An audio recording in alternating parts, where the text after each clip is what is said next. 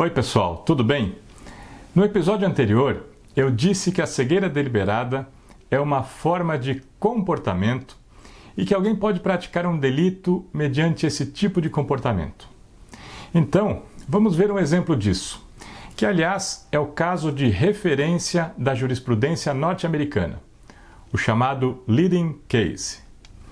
E vamos ver também como esse caso é classificado no sistema penal norte-americano.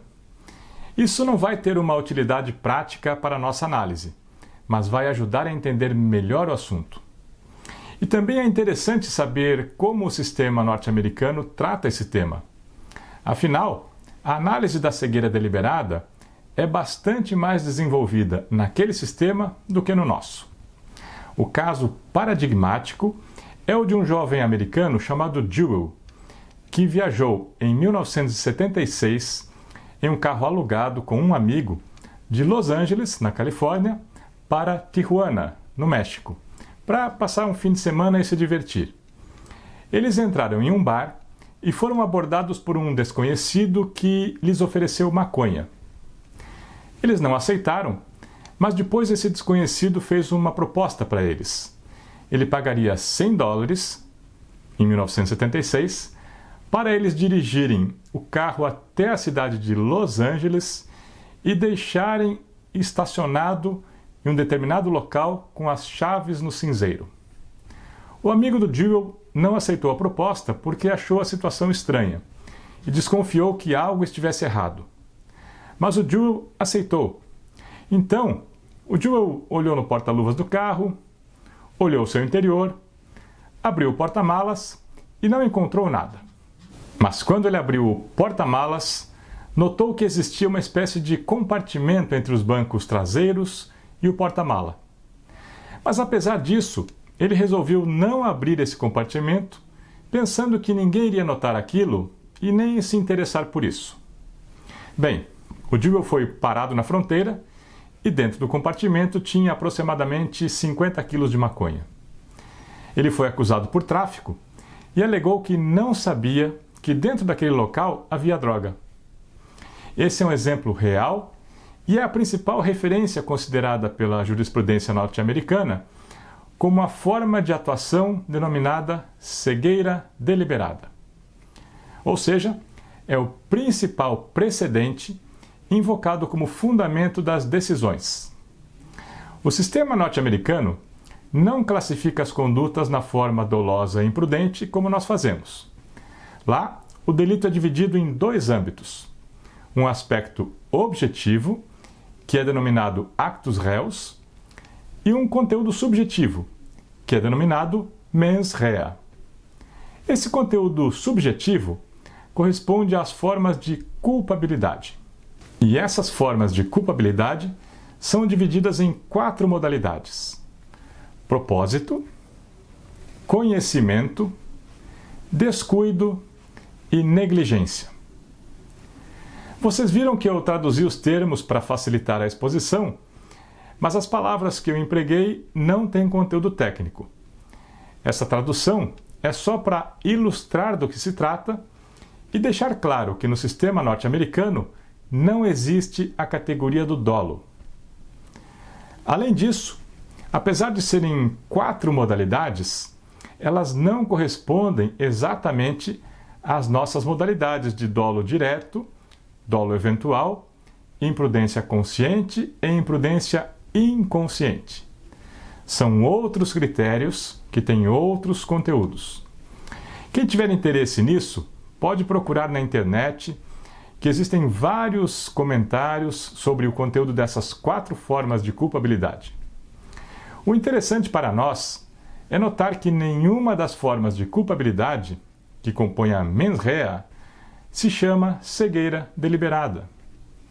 A cegueira deliberada não é uma modalidade de imputação no sistema penal norte-americano. É só uma forma de comportamento. Bem, quando o júri julga um caso em que o sujeito agiu dessa forma, o juiz dá algumas instruções específicas aos jurados sobre o que eles devem levar em consideração quando forem decidir. E essas instruções recebem um nome na prática jurídica. Esse nome existe para facilitar o trabalho do juiz, porque assim ele sabe exatamente o que deve perguntar aos jurados. É uma espécie de modelo ou padrão para esses casos. E esse nome é Instruções de Avestruz. Mas esse nome não é um conceito e também não é uma categoria jurídica. É só um nome, pelo qual esse conjunto de instruções é chamado. Então, nos casos em que o acusado agiu na forma de cegueira deliberada, o juiz orienta os jurados a decidir com base em critérios determinados e essa orientação tem o nome de Instruções de Avestruz. É uma espécie de roteiro para a análise dos jurados. Assim, com base no que foi comprovado no processo e seguindo os critérios indicados pelo juiz, os jurados decidem se a culpabilidade do sujeito deve ser classificada como propósito, conhecimento, descuido ou negligência. Como eu disse antes, isso não tem uma utilidade prática imediata para nós. Mas é interessante saber e importante que nos Estados Unidos não existe a categoria de imputação penal do dolo. E também que a cegueira deliberada não é uma forma de imputação. Não é uma categoria paralela e nem similar ao dolo. O que se poderia discutir se teria alguma correspondência com o dolo seria o propósito e o conhecimento, mas não a cegueira deliberada. O fato não é classificado juridicamente como cegueira deliberada, mas sim como uma atuação na forma de propósito, conhecimento, descuido ou negligência. A cegueira deliberada também não é uma teoria jurídica. Não é uma explicação de por que um fato deva ser classificado de uma forma determinada. A cegueira deliberada é só uma forma de comportamento, nada mais do que isso. Assim como existem comportamentos realizados de forma impulsiva, motivados por vingança, de forma dissimulada, a cegueira deliberada também é uma forma de agir. E o que nos interessa é saber se, nesses casos, o sujeito atua de forma dolosa ou imprudente. E o sistema norte-americano não nos fornece elementos para essa classificação, porque lá não existe a categoria do dolo.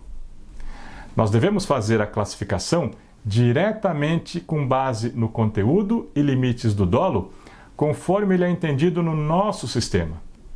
E é isso que eu vou fazer nos próximos episódios. Discutir por que os comportamentos praticados na forma de cegueira deliberada devem ou não ser classificados como dolosos.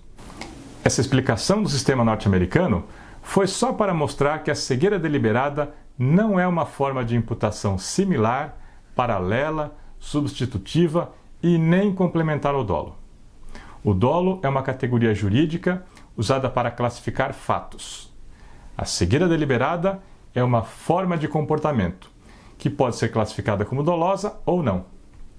No próximo episódio, vamos ver isso um pouco melhor. Até lá!